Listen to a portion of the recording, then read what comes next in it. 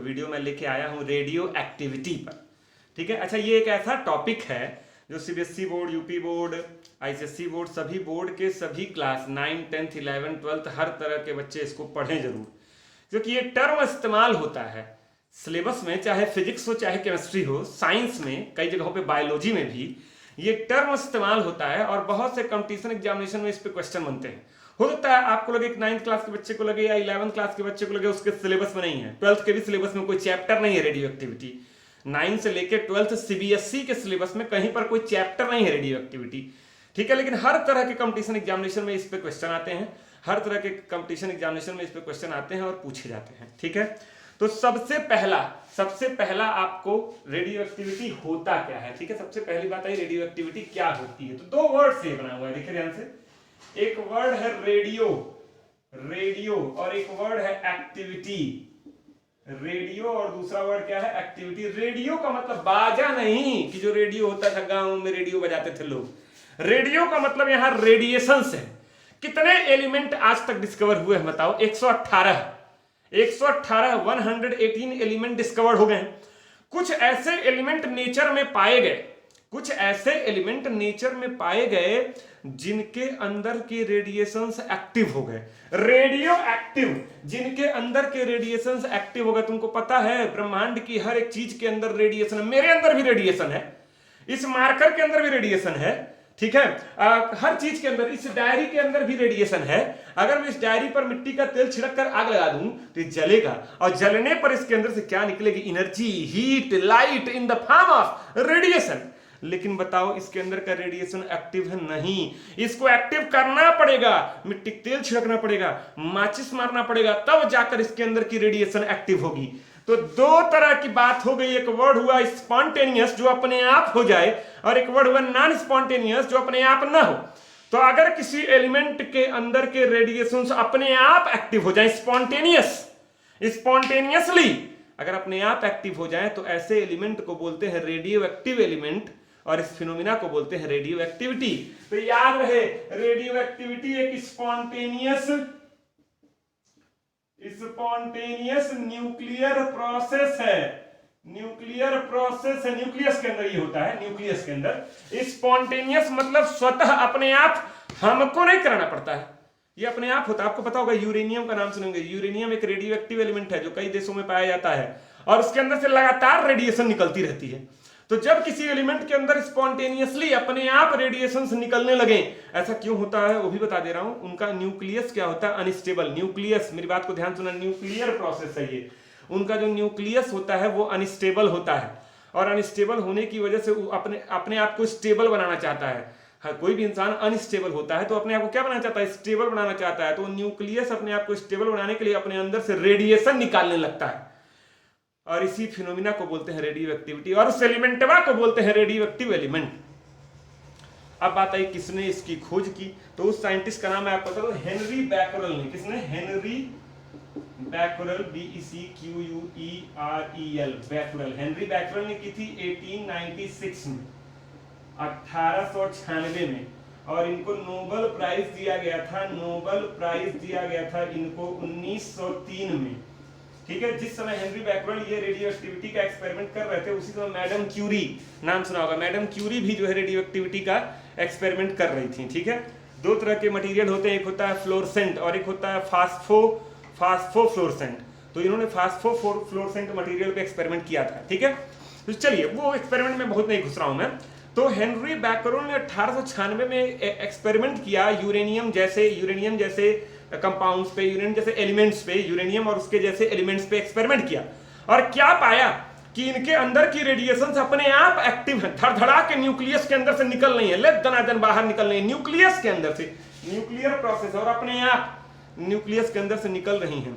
और उन्होंने उन रेडिएशंस की स्टडी की और ये पाया कि कितने तरह के रेडिएशंस के अंदर से निकली, 3 तरह की रेडिएशन निकली।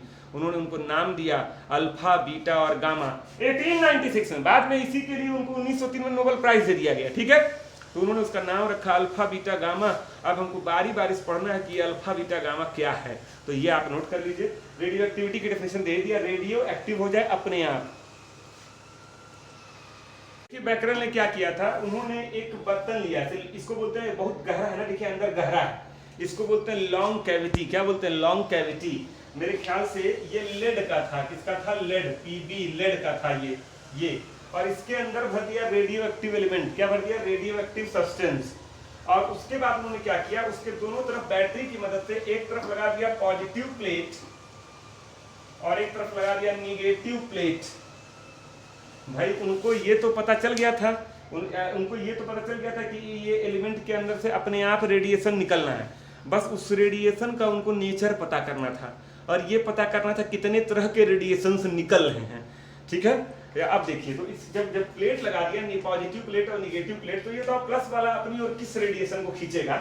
किस रेडिएशन को पॉजिटिव प्लेट खींचेगा? पॉजिटिव हमेशा निगेटिव को अट्रैक्ट करता है। तो अगर रेडियो एक्टिव एलिमेंट के अंदर से कोई निगेटिव रेडिएशन निकल रही है तो वो किस प्लेट की ओर भागेगी? पॉजिटिव प्लेट की ओर। तो उन्होंने देखा कि कुछ रेडिएशंस यहाँ पाई गई कहाँ? पॉजिटिव प्लेट की ओर। कुछ रेडिएशंस पाई गई कहाँ? निगेटिव प्लेट की ओर। और कुछ रेडिएशंस विदाउट एनी डेविएशन सीधे निकल गई। कहाँ निकल गई? सीधे निकल गई आर पार। तो ध्यान देना बच्चों, जो पॉजिटिव प्लेट की ओर मुड़ा उसको उन्होंने नाम दिया बीटा, जो निगेटिव प्लेट की ओर मुड़ा उसको अल्फा, और जो सीधे निकल गया उसको गामा। तो ये डायग्राम भी आप बना लेंगे। हर रेडियो एक्टिव एलिमेंट के अंदर से कितने तरह की रेडिएशन निकलती हैं? 3, अल्फा, बीटा और गामा। अल्फा गया निगेटिव प्लेट पे, मतलब अल्फा पे कौन सा चार्ज है? पॉजिटिव। अभी अलग अलग डिस्कस करूंगा। बीटा गया पॉजिटिव प्लेट पे, मतलब बीटा पर कौन सा चार्ज है? निगेटिव। गामा सीधे चला गया, मतलब गामा पर कोई चार्ज नहीं है। अल्फा, बीटा, गामा 3 तरह के रेडिएशंस की डिस्कवरी की हेनरी बैकुरल ने। रेडियो एक्टिव एलिमेंट से निकाला और पता लगाकर दुनिया को बताया कि 3 तरह के एलिमेंट्स होते हैं। अच्छा याद रहे, रेडियो एक्टिव एलिमेंट कौन होता है? जिसका न्यूक्लियस क्या होता है? अनस्टेबल। न्यूक्लियस का फिनोमिना है ये। न्यूक्लियस के बाहर सेल होते हैं, सेल में इलेक्ट्रॉन इवॉल्व करते हैं, उसका कोई मतलब नहीं है, लेना देना नहीं है। ये किसका फिनोमिना है? न्यूक्लियस का फिनोमिना है। तो एक क्वेश्चन बनता है, question when nucleus becomes unstable. When nucleus becomes unstable, कब न्यूक्लियस एंड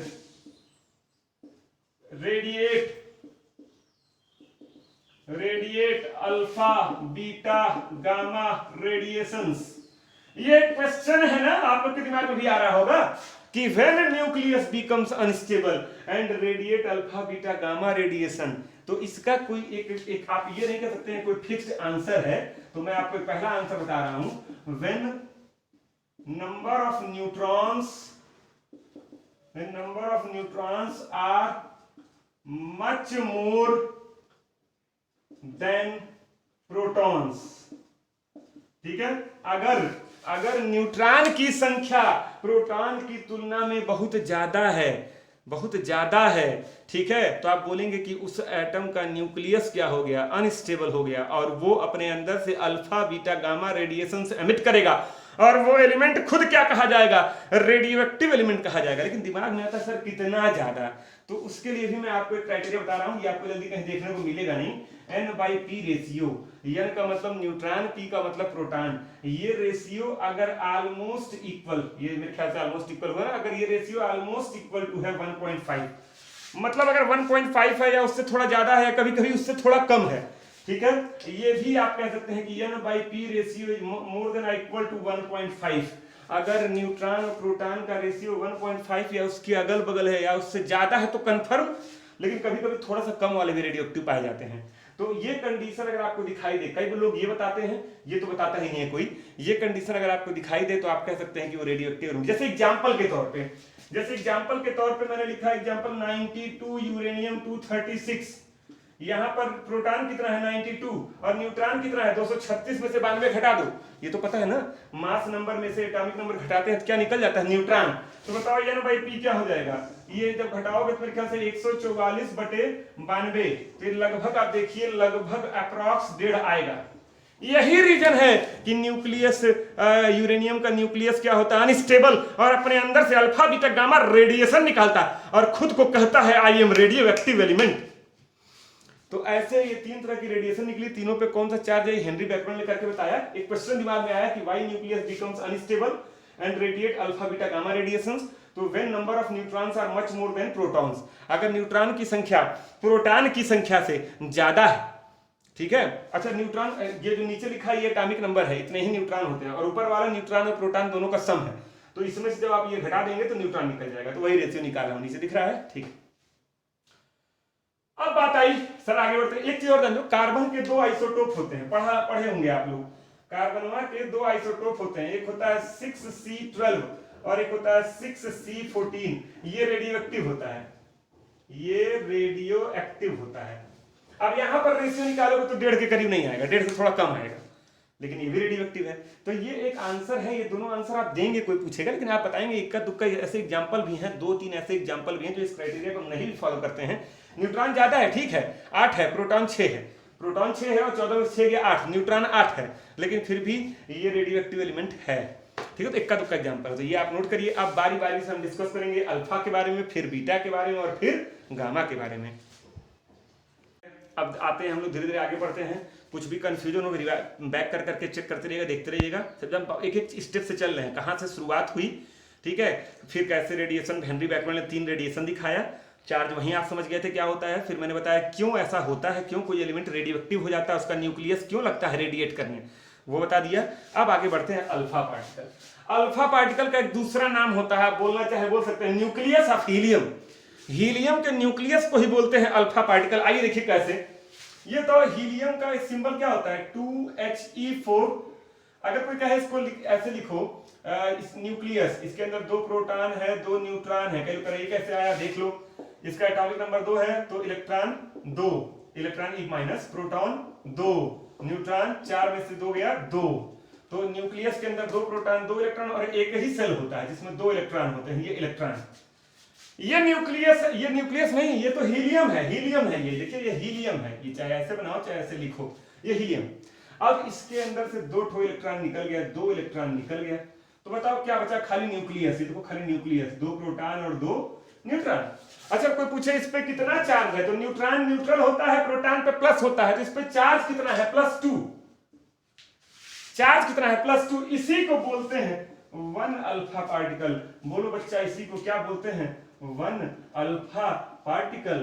तो आप क्या समझे कि एक अल्फा पार्टिकल का अगर कोई तुमसे पूछे मास क्या होता है, तो आपको पता है प्रोटॉन और न्यूट्रॉन का मास लगभग सेम होता है, एग्जैक्ट नहीं सेम होता है, लगभग सेम होता है। तो एक प्रोटॉन के मास को बोलते हैं 1 AMU, तो 2 प्रोटॉन का मास क्या हो गया, 2 AMU, तो 2 न्यूट्रॉन का मास भी क्या हो गया, 2 AMU, दोनों जोड़ दिए कितना हो गया, 4 AMU, 4 एटॉमिक मास यूनिट या 4U। तो मैं इसको ऐसे लिख सकता हूं, 1 अल्फा पार्टिकल, मतलब इसका मास क्या होगा, mass is equal to 4 AMU, mass is equal to 4 AMU, और चार्ज क्या होगा, चार्ज इज इक्वल टू, एक प्रोटॉन पे चार्ज होता है 1 यूनिट, तो इस पे चार्ज कितना हो गया, +2 यूनिट, चार्ज कितना हो गया, +2 यूनिट। अरे भाई प्रोटॉन इलेक्ट्रॉन का मास यूनिट मास मानते हैं ना, -1.6 × 10⁻19 कूलम, वही 2 से मल्टीप्लाई, ये चार्ज हो गया।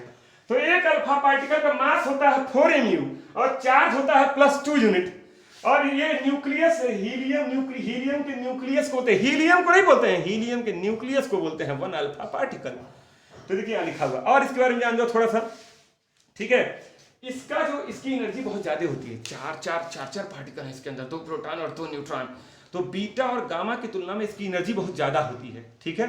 लेकिन ये बड़ा पार्टिकल है, अच्छा तो छोटा है कि बड़ा है, बीटा और गामा की तुलना में बहुत बड़ा पार्टिकल है भैया, 4 AMU मास है, तुलना में कंपैरिजन कर रहा हूं, उसकी तुलना में बहुत बड़ा है।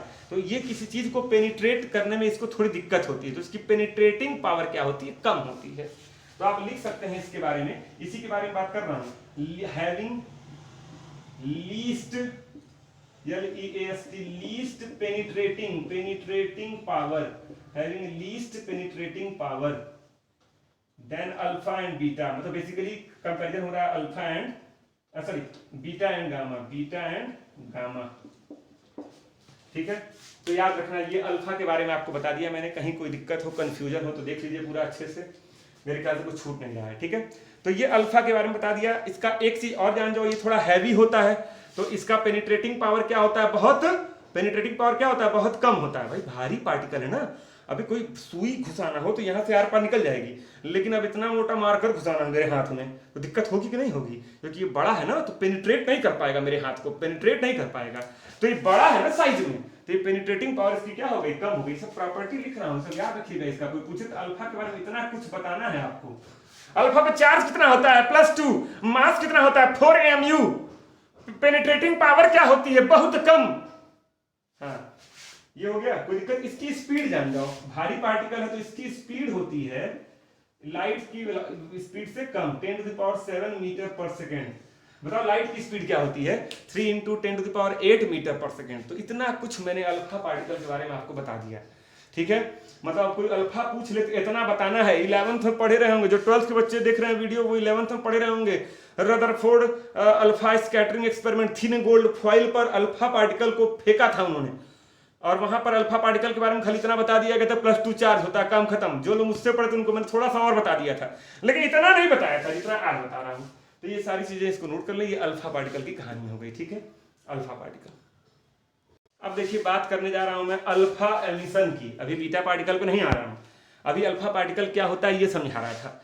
अब बात करने जा रहा हूं अल्फा एमिशन की। अगर किसी एटम के न्यूक्लियस से स्पॉन्टेनियसली अपने आप एक अल्फा पार्टिकल बाहर निकल जाए तो क्या फर्क पड़ेगा उस एलिमेंट पर, क्या असर पड़ेगा, पड़ेगा कि नहीं पड़ेगा। अरे भाई हमारे शरीर में से 1 लीटर ब्लड बाहर निकल जाए, शरीर पे असर पड़ेगा कि नहीं पड़ेगा, कमजोरी हो जाएगी, थक जाएंगे, ठीक है। तो आइए देखिए, देखते हैं। मान लो कोई एलिमेंट है, जैसे कोई भी एलिमेंट आप ले सकते हैं, मान लो 92 यूरेनियम 236, ठीक। मान लो आपको सारा एटॉमिक नंबर नहीं याद है तो यूरेनियम की जगह XYZ भी मान सकते हैं, एज योर विश, ठीक है। इसमें से एक ठो अल्फा पार्टिकल निकल गया, माइनस मतलब निकल रहा है एक अल्फा, माइनस मतलब ये मत समझना यार माइनस का मतलब कि मैं वो कर रहा हूँ, ठीक है। माइनस का मतलब निकलना है, अल्फा पे पॉजिटिव चार्ज है +2, पहले ही बता दिया हूँ। माइनस का मतलब निकलना, मैं ये बता रहा हूँ, ठीक है।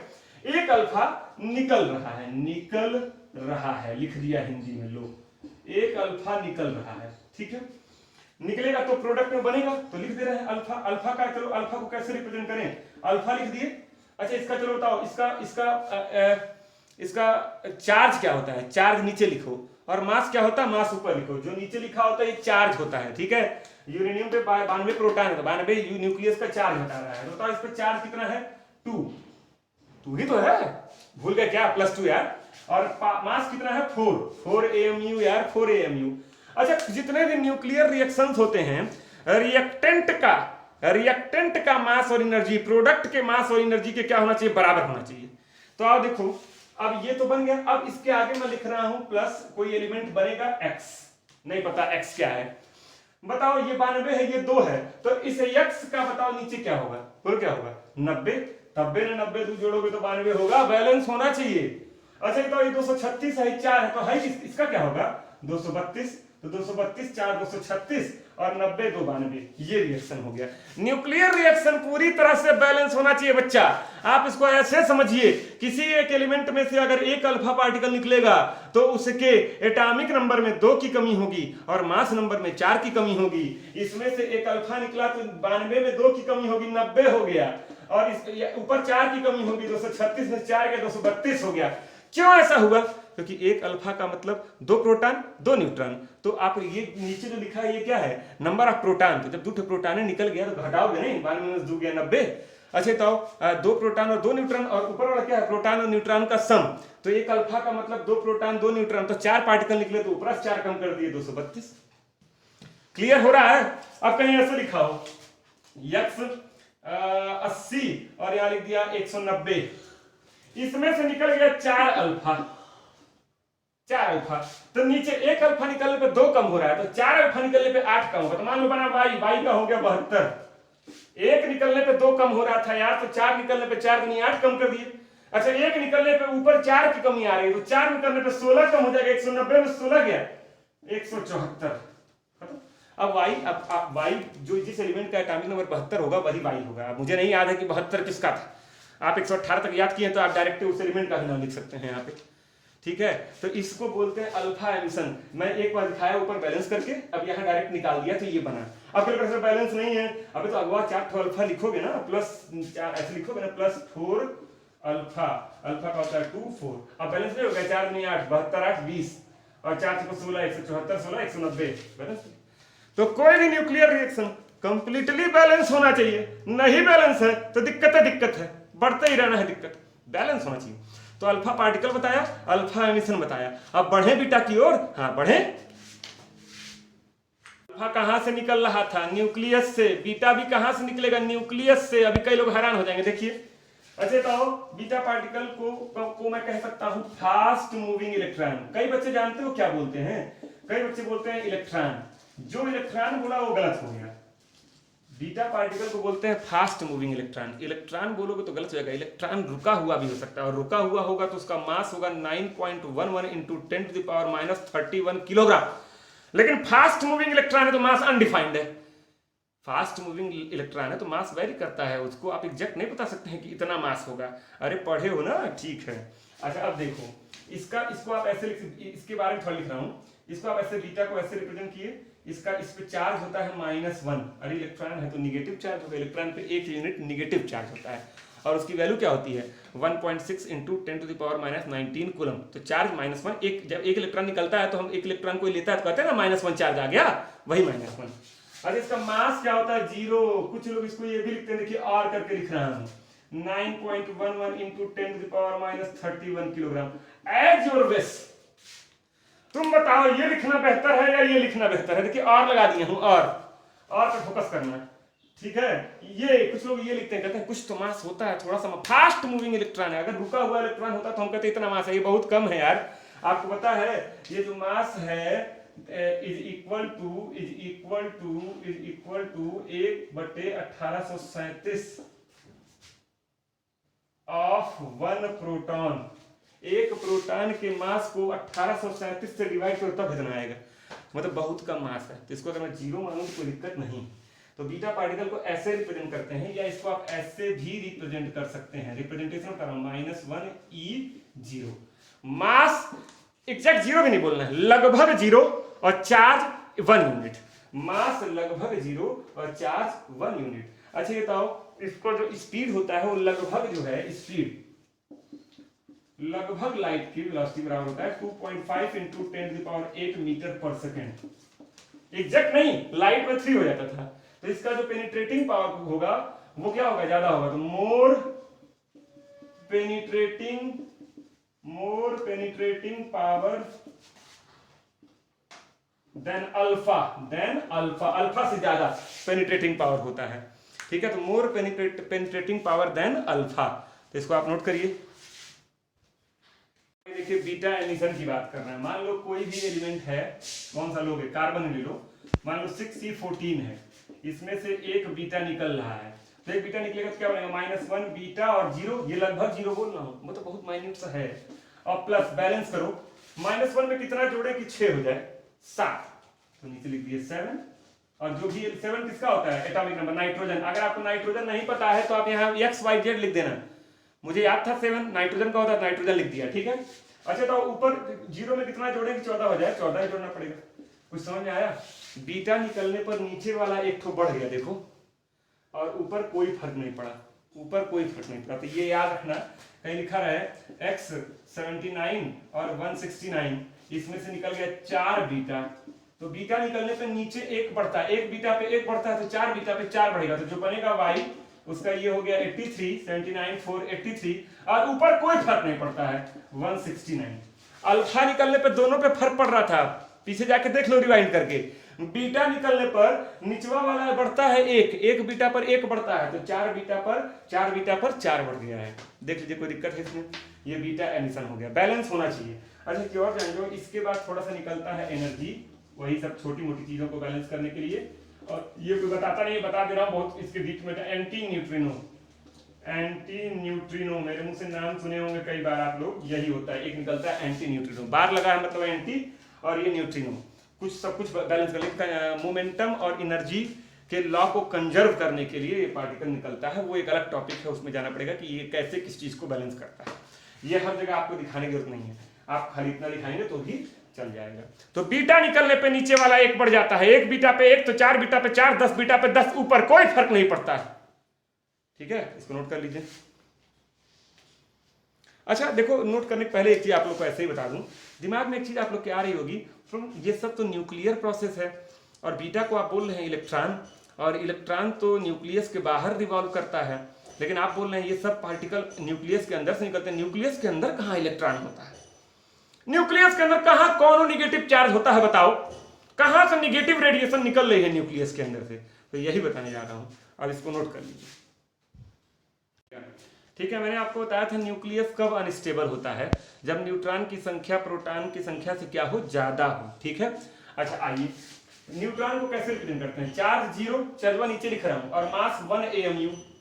अच्छा मैं ये बता रहा हूं, मैंने अपना एक वीडियो बनाया था मेसन थ्योरी, और वहां आपको बताया था कि न्यूट्रॉन प्रोटॉन और इलेक्ट्रॉन में टूटता रहता है। देखिए कैसे टूटता है, समझाया था। अब एक प्रोटॉन बनाया, ये प्रोटॉन पे चार्ज होता है +1 और मास क्या होता है 1 AMU। लेकिन आप लोग को ये अच्छे से पता होना चाहिए कि प्रोटॉन का मास न्यूट्रॉन से थोड़ा सा कम होता है। उसी थोड़े मसवा को बैलेंस करने के लिए कौन आता है, इलेक्ट्रॉन। अब बताओ ये क्या न्यूक्लियर रिएक्शन बैलेंस होना चाहिए? बताओ ये रिएक्शन बैलेंस है, 0 है, +1 नहीं बैलेंस है, मतलब एक पार्टिकल निकलेगा बीटा जिसपे चार्ज होगा -1। अब देखो -1 और +1 जोड़ो, 0 आ गया बैलेंस। और इसका 1 AMU, इसका 1 AMU, तो इसका मास क्या हो गया, 0। कुछ समझ में आया? कुछ समझ में आया? बीटा कहां से निकला? वही न्यूक्लियस के अंदर का न्यूट्रॉन खुद को तोड़ देता है प्रोटॉन में और एक्स्ट्रा पार्टिकल जनरेट करता है बीटा, जिसका मास होता है लगभग 0। लगभग बोल रहा हूँ, वही इलेक्ट्रॉन का मास होता है 9.11 × 10⁻31 किलोग्राम, लेकिन यहाँ बोलो लगभग 0, और चार्ज होता है -1। तो ये न्यूक्लियस के अंदर से निकला। इसको प्रोड्यूस किसने किया? न्यूट्रॉन ने। और न्यूट्रॉन ने प्रोड्यूस किया तो न्यूक्लियस के अंदर तो रुकेगा नहीं, तो भनभना के रेडिएशन के फॉर्म में कहाँ निकलेगा, बाहर। तो ये एक्सप्लेनेशन हुआ कि कई बच्चे बोलते हैं लग रहा है न्यूक्लियस के बाहर जो सेल में इलेक्ट्रॉन रिवॉल्व करता है वही निकलता है बीटा रेडिएशन के फॉर्म में। नहीं, ठीक है, वो न्यूक्लियस के अंदर से निकलता है। बाहर वाले इलेक्ट्रॉन अपना एज इट इज पड़े रहते हैं, उनका रेडियो एक्टिविटी से कोई लेना देना नहीं है बच्चा, कोई दिक्कत नहीं। अब 2 मिनट लगेगा, गामा के बारे में बता दें, कहानी खत्म। देखो कुछ नहीं होता है, गामा का कोई असर नहीं पड़ता। Gamma radiation heavy zero, no mass, no charge. Speed क्या होती है लाइट की वेलोसिटी के एग्जैक्ट बराबर 3 × 10⁸ मीटर पर सेकेंड। इसको आप वेव बोल सकते हैं, इसको आप लाइट बोल सकते हैं, इसको आप एनर्जी बोल सकते हैं, इसको आप फोटोन बोल सकते हैं, कुछ भी बोल सकते हैं। ये सब के सब गामा ही है। ठीक है, गामा कहीं से भी निकले कोई फर्क नहीं पड़ता है। 6C12 निकल गया 300 गामा, कोई फर्क नहीं, 6C14 ही रहेगा। 6C14 से 6C14 तो कोई असर नहीं पड़ता है। गामा कितना भी निकले, हट जा रहा हूं, इसको देख लीजिए आप। गामा का चार्ज 0, मास 0, no mass, no charge, speed light की वेलोसिटी पर, इसकी पेनिट्रेटिंग पावर बहुत ज्यादा होती है, निकल जाएगा पता नहीं चलेगा। तो हैविंग हाईएस्ट पेनिट्रेटिंग पावर, सब अच्छे से लिख लीजिएगा। Having highest penetrating power, having highest penetrating power. इसको सब पॉइंट बना के लिख देना सिस्टमेटिक तरीके से। इसकी पेनिट्रेटिंग पावर क्या होती है, बहुत ज्यादा होती है।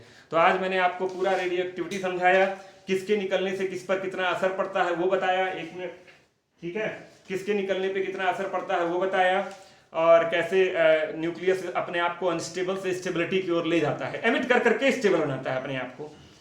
न्यूट्रॉन टूट कर बीटा रेडिएट करता रहता है, और जब न्यूट्रॉन की संख्या कम होगी तो वो न्यूक्लियस क्या हो जाएगा, स्टेबल हो जाएगा। तो इस तरीके से कोई भी रेडियो एक्टिव एलिमेंट अपने आप को स्टेबल बनाता है। अब इसी में एक टॉपिक और छोटा सा है, half life period. Half life period आप लोग क्लास 12th के भी एक सिलेबस में है, लेकिन कोई बात नहीं, वो एक अलग टॉपिक है। इसके आगे कंटिन्यू कर सकता हूँ ऐसे भी, लेकिन आधे घंटे का ये हो गया जिसमें मैंने आपको पूरा रेडियो एक्टिविटी पढ़ा दिया है। खूब बढ़िया पढ़िए, लाइक शेयर सब्सक्राइब करिए, मस्त रहिए, आगे बढ़िए। Thank you.